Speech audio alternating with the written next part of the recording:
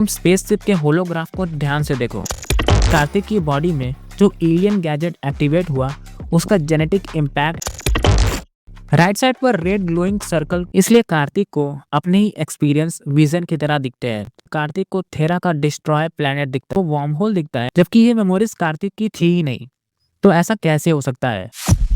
तो काकी का फाइनल एपिसोड आउट हो चुका है और हम आज सिर्फ चैप्टर 5 के ब्रेकडाउन ही नहीं करेंगे बल्कि कुछ पॉसिबल थ्योरीज पर भी बात करेंगे। तो और इस वीडियो में काफ़ी स्पॉयलर्स है, तो पहले सीरीज देख लेना। तो चलो शुरू करते हैं। और अब तक अम्बोरा में जो कुछ भी चल रहा था, जो था वो स्पेसशिप, चीज़ों का आसमान से गिरना, वो लोगों का ट्रांस लाइक सिचुएशन में जाना और वो इनविजिबल एनर्जी फील्ड, सबसे इंपॉर्टेंट चीज़ है कि ये सब हो क्यों रहा था। इसके लिए हम डायरेक्टली जंप करते हैं मेन सीक्वेंस पर, जहाँ सभी सवालों के जवाब मिलते हैं। वो एलियन जब विला में एंटर करता है तब वो अपना पर्पस रिवील करता है। वो बताता है कि स्पेसशिप के हाई माइंड से सभी लोग कनेक्टेड थे, इसलिए वो कंट्रोल में थे। शायद हाई माइंड एक सेंट्रलाइज्ड कॉन्शियसनेस जैसा है जो सबको कंट्रोल कर रहा था। यानी एलियन अकेले ऑपरेट नहीं कर रहा था, वो बेसिकली एक नॉड था जो उस हाइव सिस्टम से जुड़ा था। और तुमने नोटिस भी किया होगा जब एलियन मैकेनिक के थ्रू बात करता है तब जार्ग हाइव माइंड को बोलता है स्टॉप रेसिस्टिंग, और पेन भी फील करता है। का मतलब ये है कि वो खुद भी हाइव माइंड से कनेक्टेड है। इसके बाद एलियन अपनी स्टोरी बताता है। वो बताता है कि वो अर्थ से बिलियंस ऑफ लाइट ईयर्स दूर प्लैनेट थेरा से आया है। थेरा एक हाईली एडवांस सिविलाइजेशन थी, लेकिन उनके ग्रीड और एंडलेस एक्सपेंशन ने उनका इकोसिस्टम डिस्ट्रॉय कर दिया। ओजोन लेयर कोलैप्स हो गया और इंटेंस यूवी रेडिएशन सरफेस तक पहुंचने लगी। इस रेडिएशन से एक डेडली डिजीज फैली जिसे कैराटोसिस कहते हैं। थेरन को अंडरग्राउंड शिफ्ट होना पड़ा और जनरेशंस तक उन्होंने सन को डायरेक्टली देखा ही नहीं।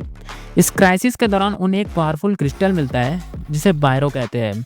ये क्रिस्टल कैराटोसिस को क्योर कर सकता था, लेकिन बायरो एस्ट्रेड नाम के एक अंडरवर्ल्ड रीजन में था जहाँ रूल करता था जार्ग। जार्ग ने क्रिस्टल देने का प्रॉमिस तो किया, पर बदले में पूरा थेरा मांग लिया। लेकिन वहाँ के और भी राजा मिलकर लड़े। जार्ग हारने के बाद मरने से पहले बायरो क्रिस्टल को थेरा के बाहर स्पेस में फेंक देता है और बायरो स्पेस में ट्रैवल करते हुए अर्थ तक पहुंच जाते हैं। और यहीं पे एक ट्विस्ट आता है। एलियन रिवील करता है कि वो अपने लोगों को बचाना ही नहीं चाहता, वो पूरा थेरा पर कंट्रोल चाहता है, बिल्कुल जार्ग की तरह। जार्ग अभी तक 10 टन बायरो एक्सट्रैक्ट कर चुका है, पर उसे पूरा बायरो चाहिए जो अर्थ के लिथोस्फीयर के अंदर है, और मीटरॉइड इम्पैक्ट से वो पूरा बायरो निकालना चाहता है। अब यहाँ कार्तिक और उसके फ्रेंड्स की एलियन से इंटेंस फाइट स्टार्ट हो जाती है। और यहाँ पर एक इम्पॉर्टेंट सवाल है कि यूवी बॉक्स से जार्ग को इतना डैमेज क्यों हुआ। अब जैसा कि तुम्हें पता है कि थेरा का ओजोन लेयर डिस्ट्रॉय हो चुका है, उनकी स्पीसीज जनरेशन तक अंडरग्राउंड रही है, और शायद जार्ग भी कभी नेचुरल सोलर रेडिएशन के कांटेक्ट में आया ही नहीं। जैसे अर्थ पर ओजोन लेयर यूवी-सी को ऑब्जर्व कर लेती है, लेकिन यूवी-ए और यूवी-बी पार्शियली सरफेस तक पहुंचती है। हमारी बॉडी उन रेस को टॉलरेट कर लेती है, लेकिन जार्ग की बॉडी कभी रेडिएशन के एक्सपोजर में आई ही नहीं। इसलिए जब अर्थ पर यूवी एक्सपोजर हुआ उसकी बॉडी उसको टॉलरेट ही नहीं कर पाई। और यूवी बॉक्स में भी यूवी रेस होती है जो काफ़ी प्रोटेक्टेड होती है, जिससे हार्म नहीं होता। और एक पॉसिबिलिटी ये भी है कि उसके टेक सूट के कारण रेडिएशन ने उसे हार्म किया। या फिर ये भी हो सकता है कि हाइव माइंड को रेडिएशन से प्रॉब्लम हुई हो, क्योंकि वो हाइव माइंड भी थेरा का ही है जो ऑक्टोपस जैसा दिखता है। अब फाइट के दौरान एक क्रूशल मोमेंट आता है जब एलियन का गैजेट कार्तिक के नेक पर अटैच हो जाता है। एक गैजेट डायरेक्टली उसके नर्वस सिस्टम से कनेक्ट हो जाता है, और उस मोमेंट के बाद कार्तिक में टेलीकिनेटिक पावर्स एक्टिवेट हो जाती है, और फाइनली कार्तिक एलियन को मार देता है। लेकिन एलियन की डेथ के बाद उसके सूट से एक सिग्नल ट्रांसमिट होता है जो डायरेक्टली स्पेसशिप तक पहुंचता है, और वो स्पेसशिप स्पेस में चला जाता है।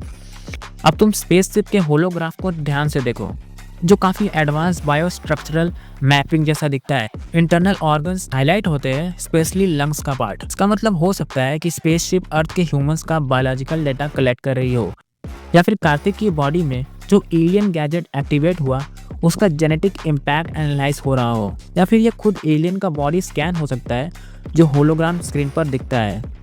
और भी चीज़ें होलोग्राम पर दिखती है, जैसे सेंट्रल पार्ट में ग्लिच इंटरफेस दिखाई देता है, सिस्टम स्टेबल नहीं लगता, और शायद इमरजेंसी स्टेट इंडिकेट करता है, इंडिकेटिंग कि हाइव माइंड का एक नॉड डिस्ट्रॉय हो चुका है जो वो एलियन था। राइट साइड पर रेड ग्लोइंग सर्कल बायरो से रिलेटेड इंफॉर्मेशन है। ये उस टेक्स्ट से जुड़ा हो सकता है जहां वो लोग बायरो ढूंढ रहे थे। और एक एनर्जी बॉल रेस के थ्रू बायरो लोकेट कर रहा था। अब होलोग्राम के नीचे radar type tracking system activate है, जहां स्पेसशिप ज़ार्क की रियल लोकेशन को मार्क किया गया है। और ऊपर कॉर्नर में हाइव माइंड जो ऑक्टोपस जैसा दिखता है उससे रिलेटेड इंफॉर्मेशन है। वेल यहाँ जो लैंग्वेज है थेरा की है, जो डिकोड करना मुश्किल है। अब एलियन के मरने के बाद सब कुछ हैप्पीली एंड होता है, लेकिन कार्तिक को विजन आने लगते हैं। उसकी आंखें ब्लैक हो जाती है, बिल्कुल उन लोगों की तरह जो ट्रांस में थे। वो विजन देखता है जब वो पहली बार विलेज में आया था। ट्रांस वाले लोग, एलियन का फेस और जिस तरह से उसने एलियन का गला काटा था, मुझे सब कुछ दिखता है। लेकिन ये सब कार्तिक की अपनी मेमोरीज थी, तो उसे विजन की तरह क्यों दिख रही थी? वेल यहाँ से मेरी कुछ थ्योरीज है। अब ऐसा हो सकता है कि एलियन गैजेट सिर्फ एक पावर डिवाइस नहीं है, बल्कि एक सोर्स है जिससे हाइव माइंड कार्तिक के थ्रू जो भी हुआ उसको रिकॉर्ड कर रहा था। सबसे पहले हाइव ने कार्तिक को स्कैन किया, उसकी मेमोरी एक्सट्रैक्ट की, इसलिए कार्तिक को अपने ही एक्सपीरियंस विजन की तरह दिखते हैं। लेकिन एक ट्विस्ट ये भी है कि कार्तिक को थेरा का डिस्ट्रॉय प्लेनेट दिखता है, एलियन शिप के इंटीरियर दिखते हैं और ज़ार्क जैसे और एलियंस भी दिखते हैं।